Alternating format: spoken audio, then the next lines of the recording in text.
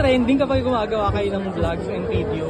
Alam nyo, hindi ko talaga alam. Talaga. Last, kahapon, nag-fan meet po kami. Yung mga age talaga ang lala. May 17 hanggang 68 years old. Tapos mga mamis, lola, ha? Anong fan meet mo? Gabi sa Max Scout Tobias. Tapos iyak talaga ako kasi first time ko maka-experience ng ganyan. Pinagandaan nila, ang daming regalo. Tapos sabi ko sa buong buhay ko, parang ngayon lang ako naka-experience ng ganito. Sa KKK, kasi KKK tawag namin sa amin eh. Ang lalala nila.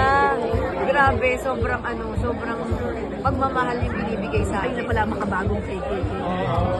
Hindi lang So anong usapan niyo ni Chris? Ano po? Anong usapan niya lang na dalawa?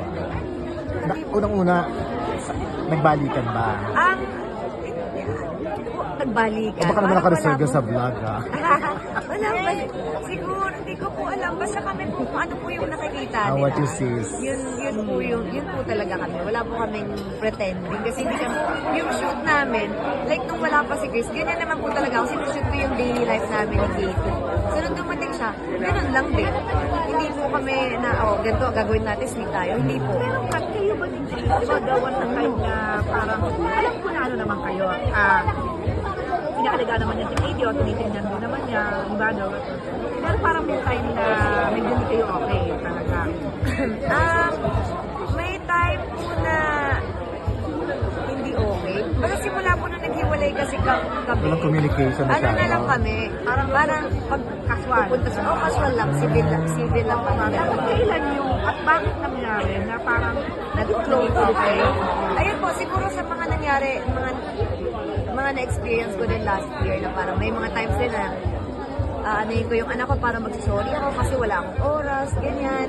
Parang, anak, pasensya ka na, like ko inukuna yung trabaho ko, tapos wala akong oras. Hanggang sa na-realize ko na parang, ako nga nakasama, may mga pagkukulang sa anak ko eh. Parang, kung ano man yung iniisip ko kay Chris na parang, dapat kasi tatay ka, ganito ginagawa mo, ganyan. Sarahin ko na. Kung ako nga may pagkakamali, parang sige na, open ko na parang, wala na akong isipin na dapat ganito ka. Parang sige na, magtulungan na lang tayo kay Katie. Parang dahil siguro sa mga nangyari sa akin last year.